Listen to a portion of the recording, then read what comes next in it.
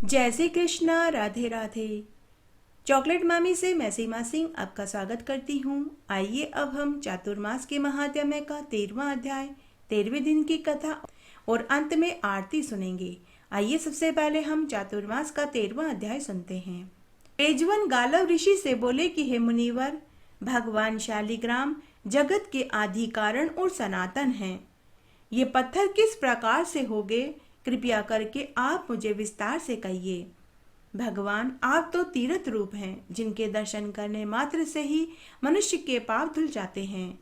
गालव ऋषि कहने लगे कि जो इतिहास मैंने पुराणों में पढ़ा है कि भगवान शालिग्राम कैसे पत्थर हो गए, वह मैं तुमसे कहता हूँ। पहले समय में ब्रह्मा के अंगूठे से दक्ष प्रजापति पैदा हुए। उनकी एक कन्या बड़ी ही साध्वी और शुभ लक्षणों वाली सती नाम की थी, जो शिव को वेदों की रीति से ब्याही गई थी। परंतु शिव का और दक्ष प्रजापति का वैर भाव था और दक्ष प्रजापति ने शिव का यज्ञ भाग देना बंद कर दिया था। एक समय दक्ष प्रजापति ने बहुत बड़ा यज्ञ करा, उसमें शिवजी को नहीं बुलाया। तब माता सती बिना बुलाए अपने पिता के यज्ञ में पहुंच गई। वहां जाकर उन्होंने अपने पति के अपमान को देखा तो वे सहन नहीं कर पाई और यज्ञ कुंड में शिव का ध्यान करती हुई गिरकर दग्ध हो गई। उसके बाद सती ने पर्वतों के राजा हिमालय के घर में आकर जन्म लिया और पार्वती जी के नाम से विख्यात हुई।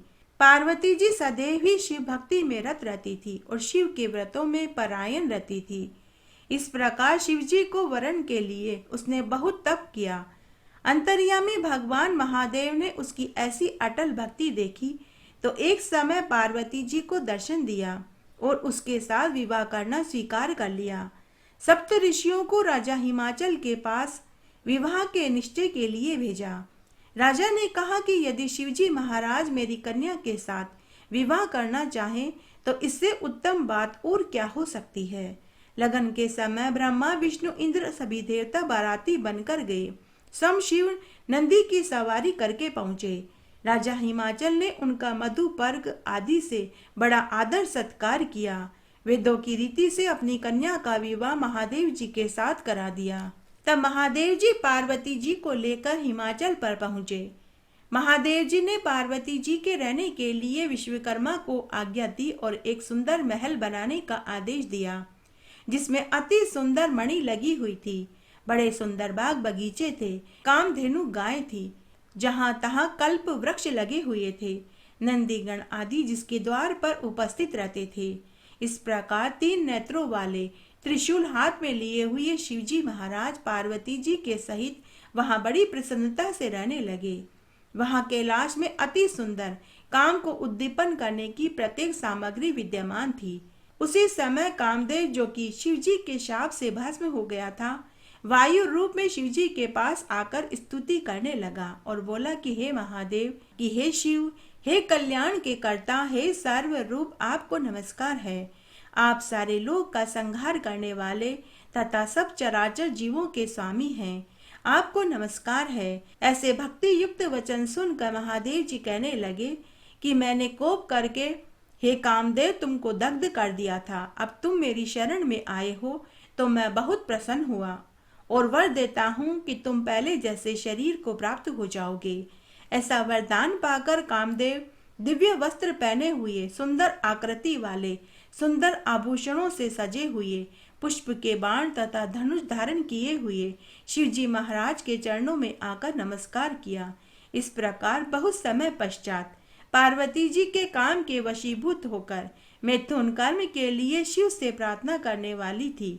सब देवता ब्रह्मा सहित शिवजी के पास उस समय पहुंचे। आइए अब हम चातुर्मास की एक पवित्र पौराणिक कथा का श्रवण करते हैं। एक बार भगवान इंद्र की सहायता से अष्टवसु यानी कि 8 देवताओं ने दिव्य गाय कामधेनु को चुराने का षड्यंत्र रचा, लेकिन उन सभी को महर्षि वशिष्ठ ने पकड़ लिया और उन्हें मनुष्य के रूप में धरती पर जन्म लेने का शाप दे दिया। यह सुनकर 8 देवता वशिष्ठ से क्षमा मांगने लगे। यह सुनकर महर्षि वशिष्ठ ने कहा कि मैं अपना दिया हुआ शाप तो वापस नहीं ले सकता, लेकिन आप सभी में से 7 मनुष्य जीवन में ज्यादा समय नहीं गुजार पाएंगे। क्योंकि जैसे ही आपका जन्म होगा वैसे ही आपकी माँ आप सबको मार डालेगी। लेकिन हे प्रभास, क्योंकि आपने इन सभी देवताओं को कामधेनु को चुराने के लिए उकसाया था, इसलिए आपको मनुष्य के रूप में पृथ्वी पर लंबे समय गुजारना पड़ेगा। शाप की वजह से 8 देवताओं का जन्म देवी गंगा और हस्तिनापुर के महान राजा शांतनु के घर हुआ। एक समय जब महाराज शांतनु शिकार की तलाश में घोड़े पर सवार होकर गंगा के किनारे से गुजर रहे थे तो उन्होंने एक बहुत सुंदर स्त्री को देखा। वह स्त्री बड़ी ही खूबसूरत थी। स्त्री की खूबसूरती से प्रभावित शांतनु ने उससे पूछा कि हे देवी, आप कौन हैं? महिला ने जवाब दिया कि मैं गंगा हूँ। राजा ने गंगा से विवाह का प्रस्ताव रखा कि वह उनसे तभी विवाह करेगी जब वे उनकी शर्तों को मानेंगे। राजा उनकी शर्तों को मानने के लिए तैयार हो गए। तो गंगा ने कहा कि आप मुझे वचन दीजिए कि विवाह के बाद मैं क्या कर रही हूँ, क्यों कर रही हूँ, आप मुझसे इसका कारण नहीं पूछेंगे, तभी मैं आपसे विवाह करूंगी। अगर किसी दिन आपने मुझसे प्रश्न किया तो मैं आपको सदा सदा के लिए छोड़कर चली जाऊंगी। राजा शांतनु ने उन्हें वचन दे दिया। फिर धूमधाम से उनका विवाह हो गया। विवाह के बाद वे दोनों खुशहाल जीवन जीने लगे। एक दिन गंगा ने एक बालक को जन्म दिया। यह देखकर राजा शांतनु बहुत खुश हुए। लेकिन एक रात्रि को गंगा ने अपने पुत्र को नदी में बहा दिया। राजा शांतनु ने उसे ऐसा करते हुए देख लिया, लेकिन उन्हें गंगा से किया हुआ वचन याद आ गया, जिससे उन्होंने कोई सवाल जवाब नहीं किया। इस तरह समय बीतने लगा। गंगा इसी प्रकार बच्चे को जन्म देती और उसे नदी में बहा देती। गंगा के इस काम से राजा शांतनु उदास हो गए, लेकिन इस अजीब काम के बारे में वे गंगा से पूछ भी नहीं सकते थे। इस तरह से गंगा ने एक एक करके अपने 7 पुत्रों को नदी में बहा दिया। एक दिन जब गंगा अपने 8वें पुत्र को लेकर नदी की ओर जा रही थी तो राजा शांतनु से रहा नहीं गया और वे गंगा का पीछा करते हुए नदी के किनारे तक पहुंच गए। और जैसे ही गंगा ने अपने 8वें पुत्र को नदी में डुबोना चाहा, राजा शांतनु ने उसे रोक दिया और कहा कि मेरे पुत्र को मत बहाओ। मैं बहुत समय से चुप रहा, लेकिन मैं अब चुप नहीं रह सकता। मैं अपने बेटे को मरते हुए नहीं देख सकता। पर उनको आश्चर्यचकित करते हुए गंगा ने कहा कि हे राजन, मैंने अपने जिन 7 पुत्रों को मारा था वे सभी देवता थे और वे महर्षि वशिष्ठ द्वारा शापित थे। मैंने उन्हें इसलिए मारा ताकि वे अपने शाप से मुक्त हो सकें, लेकिन आपने अपना दिया हुआ वचन तोड़ डाला, इसलिए अब मुझे आपको छोड़कर जाना होगा। मैं अभी इस समय अपने इस पुत्र को लिए जा रही हूँ। जब हमारा यह पुत्र बड़ा हो जाएगा तब आपके पास यह सब लौट आएगा। यह कहकर गंगा बच्चे के साथ नदी में गायब हो गई। राजा शांतनु बहुत वर्षों तक दुखी होकर जीवन जीने लगे। एक दिन उन्होंने देखा कि एक बहुत सुंदर बालक नदी के किनारे खड़ा होकर तीरंदाजी का अभ्यास कर रहा है। उन्होंने बालक से पूछा कि पुत्र तुम कौन हो? बालक ने जवाब दिया कि मैं गंगा पुत्र हूँ। राजा शांतनु उसे लेकर अपने महल में लौट आए और उसका नाम उन्होंने देवव्रत रखा। देवव्रत को वे अच्छी शिक्षा दीक्षा देने लगे। महर्षि वशिष्ठ ने उन्हें वेद का ज्ञान दिया। गुरु शुक्राचार्य और बृहस्पति जी ने उन्हें राजनीति सिखाई। परशुराम जी ने उन्हें तीरंदाजी सिखाई। इस तरह समय बीतने लगा। एक दिन राजा शांतनु जब यमुना नदी के किनारे टहल रहे थे तो उन्होंने एक बहुत सुंदर युवती को देखा। उस युवती का नाम सत्यवती था। वह एक मछुआरे की बेटी थी। उसके बाद राजा शांतनु मछुआरे के पास उसकी बेटी से विवाह करने का प्रस्ताव लेकर गए तो उन्होंने इनकार कर दिया। मछुआरे ने कहा कि हे राजन, मेरी बेटी के पुत्र को राज सिंहासन मिलना चाहिए। अगर आप मुझे यह वचन दें कि देवव्रत आपके बाद राजा नहीं बनेगा, तभी मैं अपनी बेटी का विवाह आपसे करूंगा। शांतनु पर अपने बेटे देवव्रत की जिम्मेदारी थी। उन्होंने मछुआरे की शर्त को मानने से इनकार कर दिया और दुखी होकर वापस महल में लौट आए। जब देवव्रत ने अपने पिता को दुखी देखा तो उन्होंने दरबारियों से पता लगाया कि राजा सत्यवती से विवाह करना चाहते हैं, लेकिन उनके पिता ने इनकार कर दिया। यह सुनकर देवव्रत सत्यवती के पिता के पास पहुंचे और सत्यवती के पिता अर्थात मछुआरे से कहा कि मैं आपसे वादा करता हूं कि मैं कभी भी राजगद्दी नहीं संभालूंगा। सत्यवती के बच्चे ही राजगद्दी के वारिस होंगे और वे ही शासन करेंगे। उसके बाद मछुआरे ने कहा कि अगर मेरा नाती शासन करने के योग्य नहीं हुआ तो देवव्रत ने कहा कि तभी भी मैं आपको वचन देता हूं कि मैं उन्हें शासन करने में मदद करूंगा और जो भी राजगद्दी पर बैठेगा मैं उसकी सेवा टहल करूंगा। मछुआरे ने कहा कि अगर आप राजगद्दी पर नहीं बैठेंगे तो आपके बच्चे सिंहासन के लिए मेरे नाती के बच्चों से लड़ाई करेंगे। इस पर देवव्रत ने कहा कि आप चिंता न करें, मैं शपथ लेता हूं कि मैं कभी भी विवाह नहीं करूंगा। देवव्रत के द्वारा यह शपथ लेने के बाद मछुआरा अपनी पुत्री का विवाह राजा शांतनु से करने के लिए तैयार हो गए। राजा शांतनु ने जब यह सुना तो वे देवव्रत की निष्ठा देखकर मुग्ध हो गए। उन्होंने देवव्रत को इच्छा मृत्यु का वरदान देते हुए कहा कि वो जब तक चाहेंगे तब तक जीवित रहेंगे। सत्यवती के पिता को दिए वचन के लिए कालांतर में लोग उन्हें भीष्म के नाम से जानने लगे। दरअसल भीष्म का शाब्दिक अर्थ कठोर शपथ होता है। महाभारत के अनुसार कुरुक्षेत्र में लड़ी जाने वाली लड़ाई के दौरान भीष्म कौरवों की सेना के सर्वोच्च सेनापति बने। आज भी उनका उदाहरण भक्ति, निष्ठा और महान बलिदान के लिए दिया जाता है। चातुर्मास की कहानी। एक बार एक बुढ़िया माई अपने बेटा बहू के साथ रहती थी। वह बुढ़िया माई भगवान विष्णु की परम भक्त थी। वह रोज स्नान आदि करके ठाकुर जी की पूजा पाठ करती, घी का दिया जलाती, भोग लगाती, आरती करती। उसके बाद ही वह अन्न जल ग्रहण करती थी। वह हर साल चातुर्मास में गंगा स्नान करने जाती और 4 महीने तक वह वहीं रहती, स्नान करती, व्रत पूजा पाठ करती और दान पुण्य करती थी। तब एक बार की बात है, जब चातुर्मास का महीना आया तो उस बुढ़िया ने अपने बेटे से कहा कि बेटा कल से चातुर्मास लगने वाला है, तू मुझे गंगा जी छोड़ आना। तो बेटे ने हामी भर दी। बेटे ने अपनी पत्नी से कहा कि तुम मेरी माँ के लिए 4 महीने के हिसाब से आटे, घी और काजू बादाम डालकर लड्डू बना देना और रास्ते की रोटियां भी दे देना। मेरी माँ कल 4 महीने के लिए चौमासे का स्नान करने के लिए गंगा जी हरिद्वार जाएगी। उस समय तो बहू कुछ नहीं बोली, उसने हामी भर दी, लेकिन वह मन ही मन कुढ़ने लगी क्योंकि वह अपनी सास को पसंद नहीं करती थी। वह अपनी सास से चिढ़ती थी। तब बुढ़िया की बहू ने एक बक्से में बुढ़िया के कपड़े और दवाइयां रख दी, लेकिन उसने आटे और घी के लड्डू रखे, नहीं रास्ते की रोटियां बना करके रखी और नहीं उसने पैसे रखे।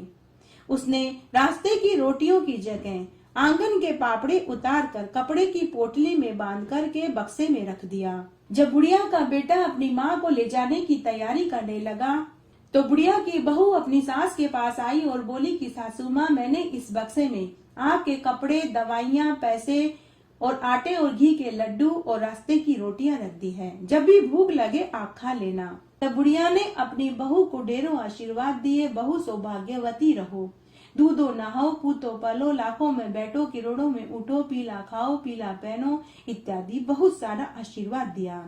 तब बेटा अपनी माँ को ट्रेन में छोड़ने के लिए उसके साथ गया। रास्ते में बेटे ने अपनी माँ से कहा कि माँ तुम भोजन कर लो। जब माँ ने रोटी की पोटली खोल कर देखी तो उसमें आंगन के पापड़े निकले। माँ ने झट से पोटली बंद कर दी और बेटे से बोली कि बेटा अभी भूख नहीं है, थोड़ी देर बाद खा लूंगी। थोड़ी देर बाद फिर से बेटे ने माँ को भोजन करने के लिए कहा। तब माँ ने विष्णु भगवान को याद किया। रोटी की पोटली खोली तो उसमें विष्णु भगवान की कृपा से तरह तरह के व्यंजन निकले।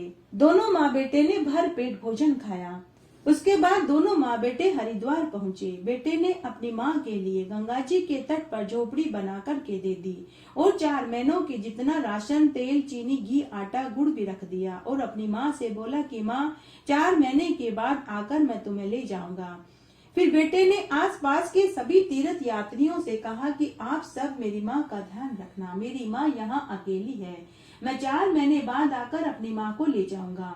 तो लोगों ने कहा कि बेटा तुम चिंता मत करो, हम सब तुम्हारी माँ का खूब ध्यान रखेंगे।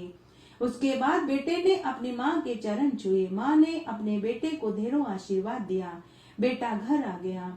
उधर 15 दिन आषाढ़ में बुढ़िया ने रोज सुबह गंगा स्नान किया। भगवान विष्णु शंकर भगवान की पूजा करती रही, व्रत उपवास करती रही तथा संध्या को गंगा आरती में शामिल होती। रात्रि में जब सभी तीर्थ यात्री जागरण भजन कीर्तन करते तो वह भी उनके पास जाकर बैठ जाती और फिर वह घर आती। घर आकर उसने लड्डू खाने के लिए बक्सा खोला तो विष्णु भगवान की कृपा से उसे बक्से में से लड्डू मिला। बुढ़िया माई ने लड्डू खाया और पानी पीकर सो गई। इस तरह आषाढ़ मास के 15 दिन के बाद सावन का महीना आया। बुढ़िया माई ने सावन मास में गंगा जी में स्नान किया। भगवान महादेव की पूजा करी। शिवलिंग पर कच्चा दूध, दही, घी, शहद, बेलपत्र, आंकड़े, धतूरे और फूल और नैवेद्य चढ़ाने लगी। रोज इसी तरह वह सावन मास में स्नान, पूजा पाठ, दान पुण्य करने लगी। रोज शाम को एक लड्डू खाकर व्रत खोल लेती। इस तरह पूजा पाठ, धर्म, कर्म, दान पुण्य करते हुए सावन मास की पूर्णिमा तिथि आ गई। अर्धरात्रि को सावन के देवता ने बुढ़िया की झोपड़ी का दरवाजा खटखटाया। बुढ़िया माई ने भीतर से ही पूछा, कौन है? बाहर से आवाज आई कि मैं सावन मास का देवता हूँ। बुढ़िया माई ने झट से दरवाजा खोला और सावन मास के देवता के दर्शन करे, पूजा करी, लड्डू का भोग लगाया और प्रणाम किया। तो सावन मास के देवता ने जाते जाते बुढ़िया की झोपड़ी की एक दीवार को ठोकर मारी तो वह सोने में बदल गई। फिर भादवे का महीना आया। भादवे के महीने में भी बुढ़िया माई ने गंगा जी में स्नान किया। राधा दामोदर भगवान की पूजा करने लगी। फूलों की माला पहनाती, एक समय भोजन करती। सातुड़ी तीज, भादवा की चौथ, हल षष्ठी, जन्माष्टमी, ग्यारस, बचबारस, पूनम सभी तिथियों का वह व्रत, पूजन, दान, धर्म करती रही। इस तरह भादवा मास की पूर्णिमा तिथि आ गई। अर्धरात्रि को फिर से भादवे के देवता ने बुढ़िया की झोपड़ी का दरवाजा खटखटाया। बुढ़िया ने अंदर से ही पूछा, कौन है? बाहर से आवाज आई कि मैं भादवा मास का देवता हूँ। बुढ़िया ने फिर से दरवाजा खोला और भादवा मास के देवता की पूजा करी, आरती करी, लड्डू का भोग लगाया और प्रणाम करी। भादवे मास के देवता ने जाते जाते बुढ़िया की झोपड़ी की दूसरी दीवार को लात मारी तो वह दीवार चांदी की हो गई। उसके बाद आसोज का महीना आया। आसोज के महीने में भी बुढ़िया माई ने गंगा में स्नान किया। पितरों के निमित्त श्राद्ध, तर्पण, पिंड दान किया। ब्राह्मणों को भोजन कराया, खूब दान दक्षिणा दी।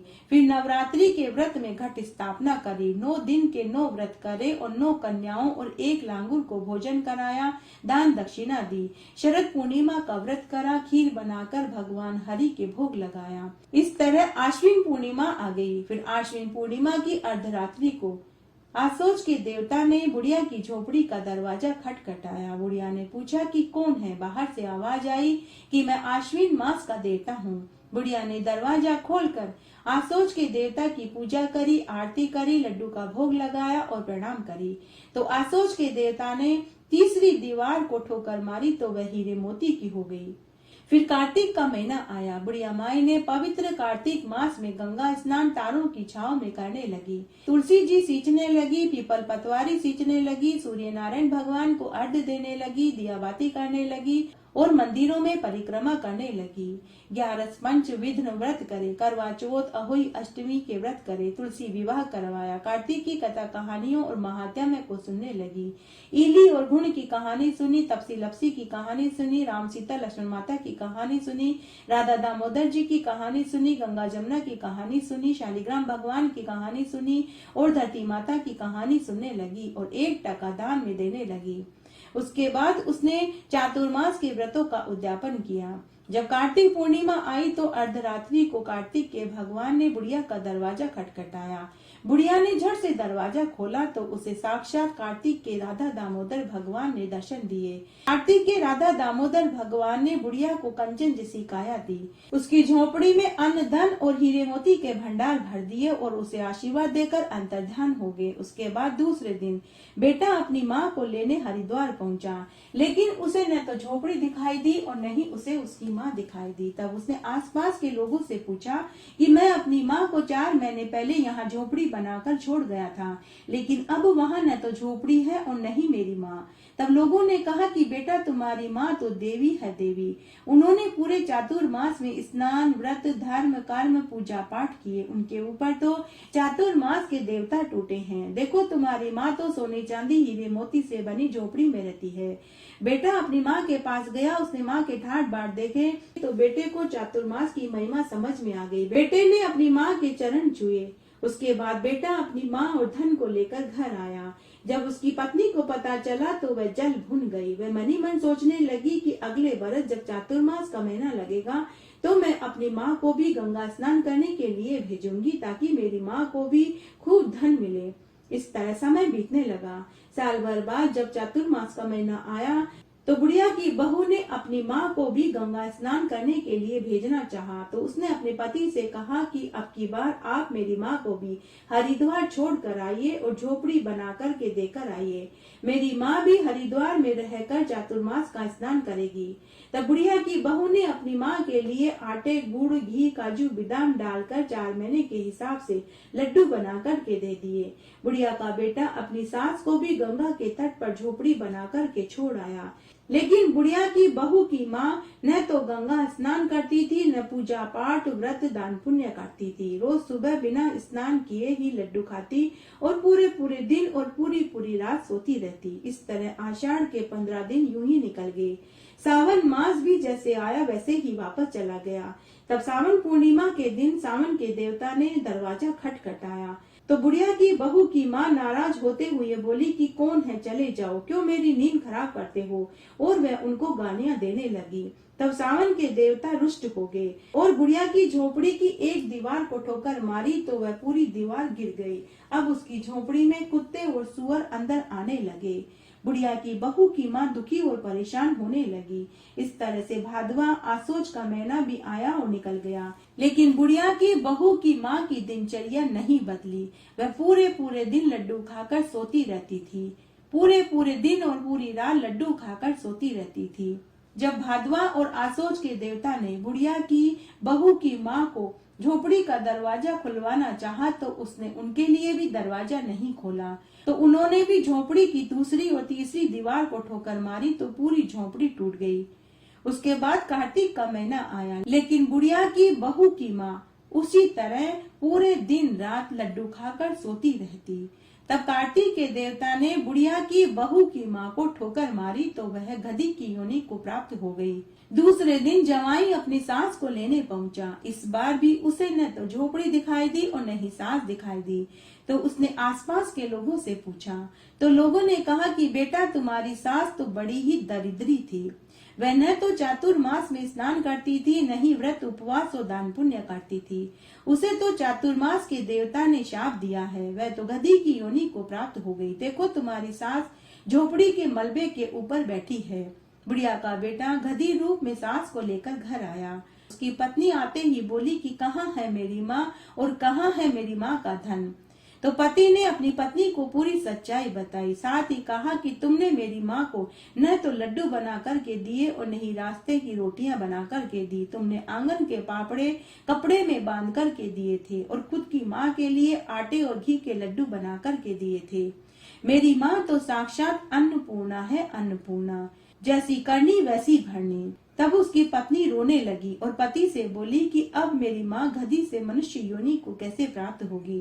तब किसी ज्ञानी महात्मा से पूछा गया तो उसने कहा कि जिस किसी ने भी अपने जीवन काल में 3 बार चातुर्मास का स्नान किया हो, अगर उसके नहाए हुए जल से इस गधी को नहलाया जाए तो यह पुनः मनुष्य योनि को प्राप्त हो जाएगी।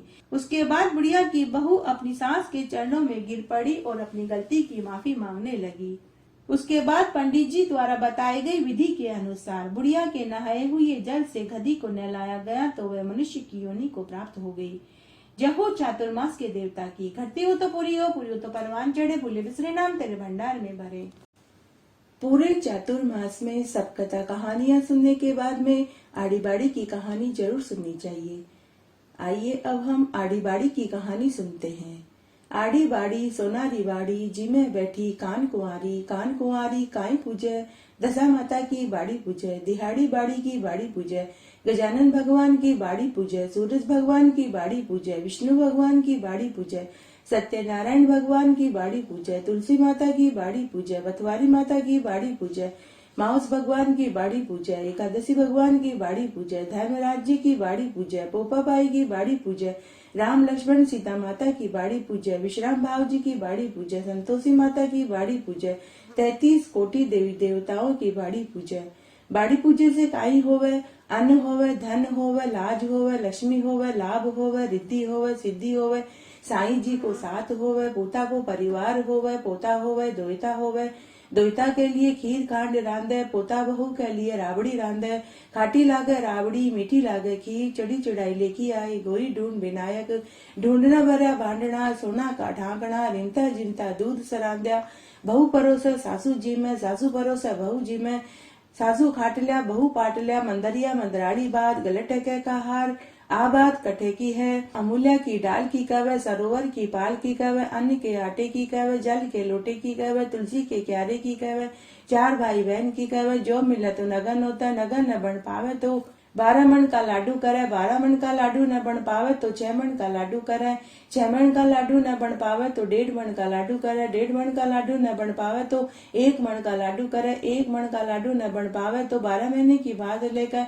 12 सेर का लाडू करे, 6 महीने की बात लेकर 6 सेर का लाडू करे, 12 सेर में 12 लाडू करे, जिसमें 3 सेर गुड़, 6 सेर आटा और 3 सेर काजू बादाम और खोपरा लेवे, 1 पानी की पनिहार की, 1 रमता बालक न देवे, 1 गाय का ग्वाला न देवे, 1 सास की, 1 बेटे की, 1 बहू की, 1 माँ की, 1 बहन की, 1 भाई की, 1 पुरानी औरत, 1 चना की चणियार, 1 दशा माता के गड़े रखे, 1 तुलसी के क्यारे में रखे, 1 समय व्रत करे, खाओ जो करम को, पाठ जो धर्म को, या बात कहवे, खाटी मूड़ी छाप दे, गलोड़ी में घी दे, तलोड़ी में तेल दे, खाजा को फड़को दे, पापड़ को तड़को दे, जड़ू लो पूत दे, सासू जी को पसंद है, बहू को जीवन दे, दौरानी जिठानी खम्मा खम्मा करे, बोल बोलनी पाड़ोसन दे, तलिया गुड़ी गोबर दे, चोरनी आकानू आका चोरिया, थारा घर को धर्म थाने लगे, मारे घर को धर्म मन बढ़ाओ, पीपल पूजो पनौती भर भर, मोतिया को ताल, दुख दर्द कम कर जो, राजपाट दीजो, उठो बहू बेटी गिलो सुखो कामण गाओ, कामण की आवे हाथ, स्त्री रो पूछो मर्द राहत, गण मोत्यारो हार, 33 कोटि देवी देवताओं ने नमस्कार, उठो भाई तपसी, जीवो भाई लपसी, भाई को थान, भाभी को मान, थाने था की वार्ता का फल, माना माँ की कथा कहानी और व्रत को फल, करती हो तो पूरी हो तो परवान चढ़े, भूले बिसरे नाम तेरे भंडार में भरे। चातुर्मास में सावन, भादवा, आसोज और कार्तिक का महीना आता है। अगर आप इन कहानियों को सुनेंगे तो आपको 4 महीने का फल प्राप्त होगा। इस तरह आज हमने चातुर्मास की प्रमुख कहानियां सुनी। आशा करती हूँ आपको इन कहानियों को सुनने का संपूर्ण फल प्राप्त होगा। मेरे साथ बने रहने के लिए आपका धन्यवाद। आगे आने वाली कथा कहानियों के लिए भी आप इसी तरह मेरे साथ बने रहें। धन्यवाद। जय हो तुलसी मैया की। तुलसी महारानी नमो नमो, हरि की पटरानी नमो नमो, बन तुलसी पूरन तप कियो मैया, शालग राम महापटरानी, जाके मंज मंजरी कोमल मैया, श्रीपति चरण कमल लपटानी, धूप दीप नैवेद्य आरती मैया, पुष्पन की वर्षा बरसानी, 56 भोग 36 व्यंजन मैया, बिन तुलसी हरि एक न मानी, सामरो सखी माई तेरा यश गावे मैया, भक्तों वर दीजे महारानी, तुलसी महारानी नमो नमो, हरि की पटरानी नमो नमो।